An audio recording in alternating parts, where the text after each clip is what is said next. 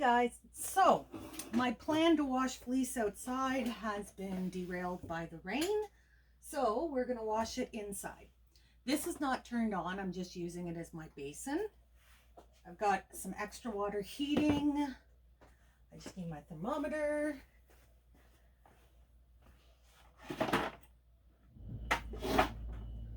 And I have misplaced my thermometer. Oh, there it is.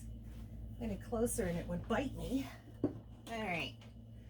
I just want to make sure I get my water temperature right. And these are the locks that I separated for scouring. I have my Wensleydale Rose lingerie bag. And this stuff is going to go in here.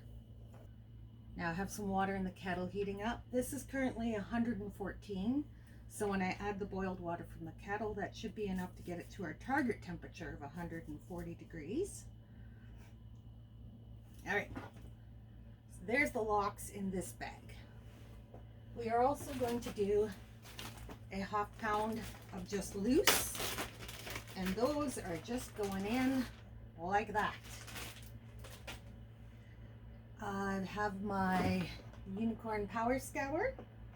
I'm using 2 gallons of water, so I need 1 tablespoon of Power Scour. We'll add that to the water and mix it around. We don't want it bubbling and foaming, so I'm just gently mixing it into the water. Now we're just waiting for our water to boil, and then we will get to washing the fleece. Once I have it in the water, it will soak for about 15 minutes. We'll give it a couple of rinses. I think, well, depending, we'll give it a wash and see how it's doing on the lanolin, because this is pretty thick with some lanolin there, so it may take 2 washes, but the second wash would then only be ½ a tablespoon of soap in with the water.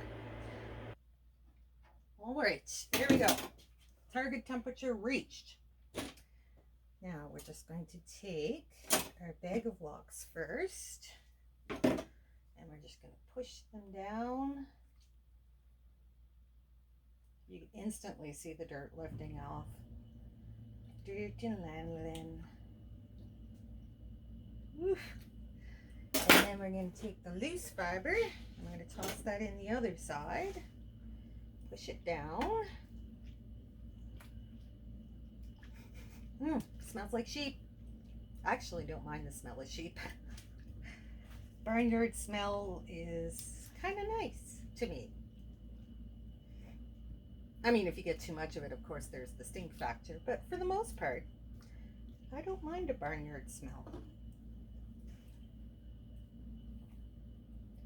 And you can see all the dirt and the lanolin just go lifting off. Now I'm just pushing down, I'm not agitating, not scrubbing, just pushing it below the surface of the water. Now you don't want felting, but I also don't want to really disturb the lock structure too much. So the less I manipulate it, the better. All right, we'll pop the lid on this to keep it warm, and we will give that 15 minutes.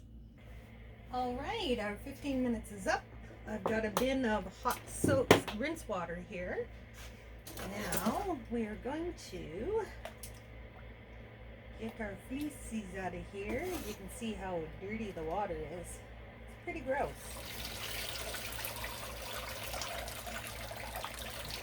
Give it a gentle little squeeze just to get some of that water out of there. Oh, that's hot. Woo! Okay. I'm going to pop that in there. Oh my goodness, it's coming out very white. And there is still some guck over there. We'll see how it looks after the rinse.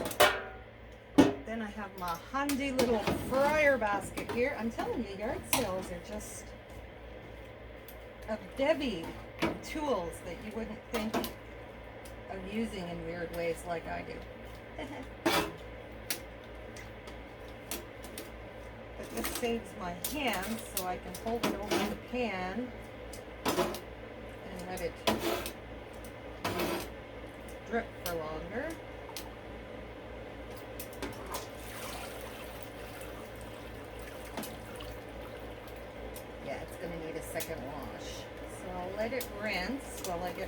new batch of hot water ready. And then we'll wash it again.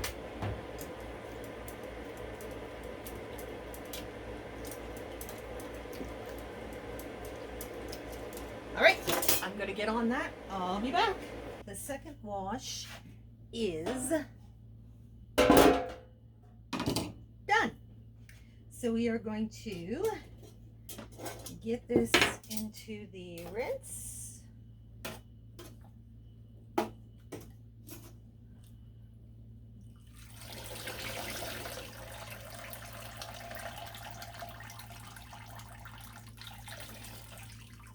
Just giving it a gentle squeeze.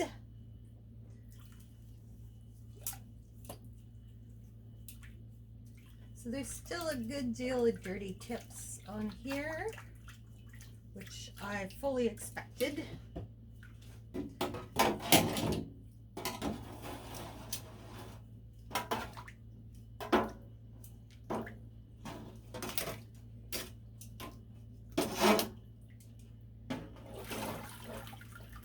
you can see, but the fleece is cleaning up this gorgeous white.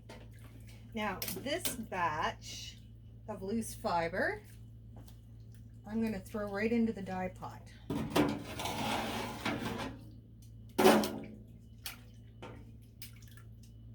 So I'm going to let this rinse, sit in the rinse water and let it clear a bit. Then this is going right into the dye bath and we will work with that.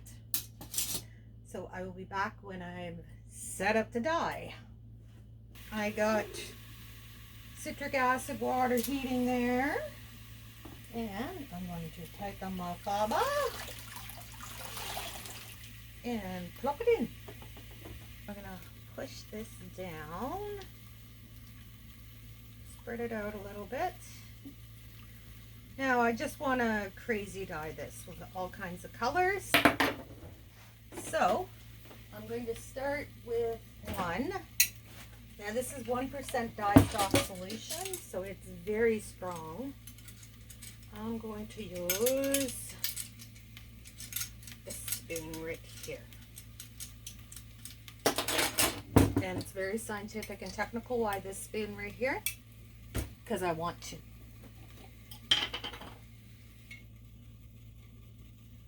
And I'm going to put that over there. Give it a little splooge. Splooge is another technical term.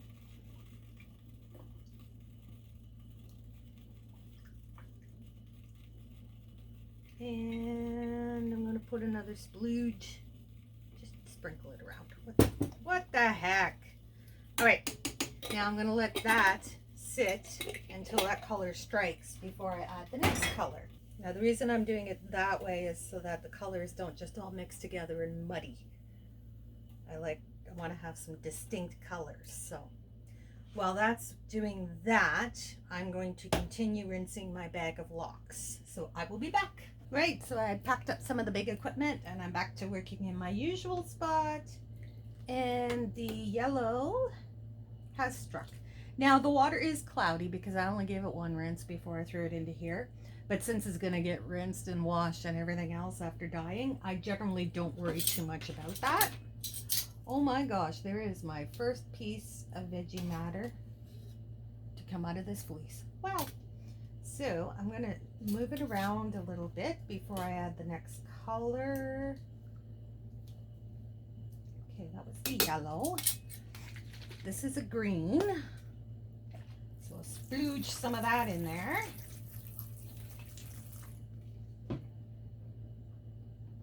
Splooge, I'm telling you, it's a technical term. I'll push that down. And I'm going to let that strike. Now, it takes a little longer to let each individual color strike, but then your colors don't mix in the pot and muddy. They mix on the fiber to give you different colors, but they won't mix in the water. They strike onto the fiber and they stay there, and only combos come from the colors mixing on the fiber. I find it just gives a pure, clear color. Or I could just be, you know, talking out my butt. Who knows? But this is just the way I wanted to do this one, so I'm rolling with it. I'm going to let that strike, and we'll be back in a bit. Time for the next color. So I've already flipped the fiber, and my technical spoon is right here. And I'm going to add some river blue. Oops, I got it all frothy. Get out of the way, froth. I want the dye. All right, there we go. Put that in there. Ooh, I think we're gonna add a second one. Yes. Push that down. And again, we're gonna let that strike. Then I'm gonna add some ruby red, and we'll see how it looks. Maybe add a few more colors. We'll see what happens when we come back. Wow, that blue struck super fast. So now we're gonna add some red. Oh, we all know what happens when you add red. But this one comes out more pink anyways, so I'm not gonna worry too much about it. Pop that in the middle. And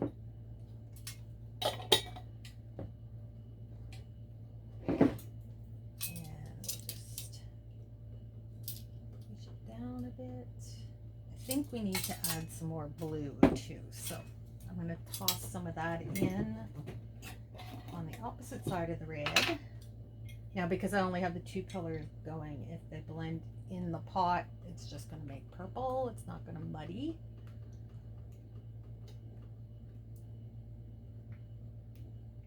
Add a bit more blue,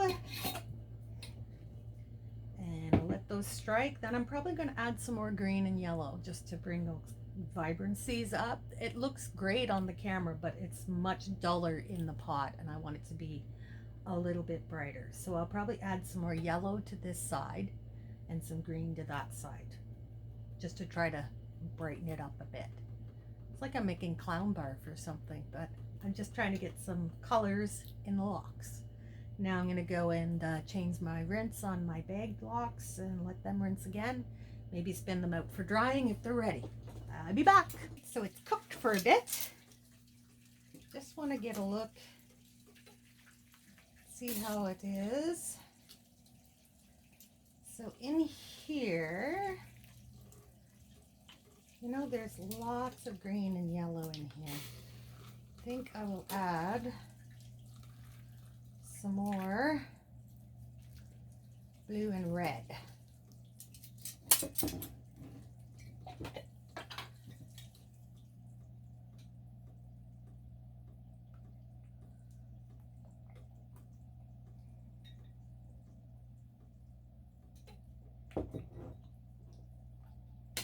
Okay, there's the red.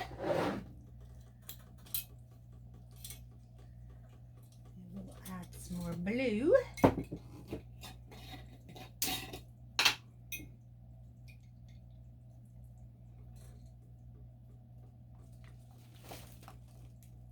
Something's moving behind me. It's just fleece falling over. I'm not really scared. I'm not really. All right. Add some blue and red. You know, I think I might just put a dollop of yellow over here just to brighten it up a bit.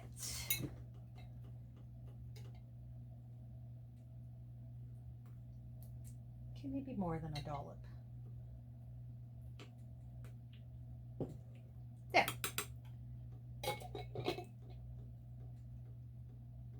That's got absolutely no color in the middle.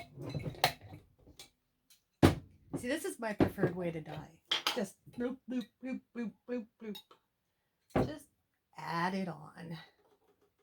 Like, why the heck not? If the colors don't turn out, not the end of the world. I can just mix or blend or use them for some project.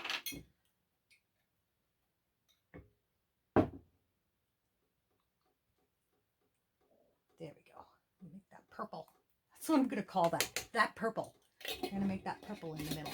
All right. We will let it cook again and come back and see how it's doing. All right, here we go. This is the locks, and after 4 rinses, you can see the tips are still dirty.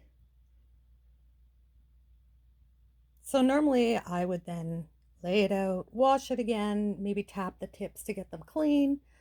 But what I'm going to do now is I'm going to watch the video I got from Kamaj Fiber Arts.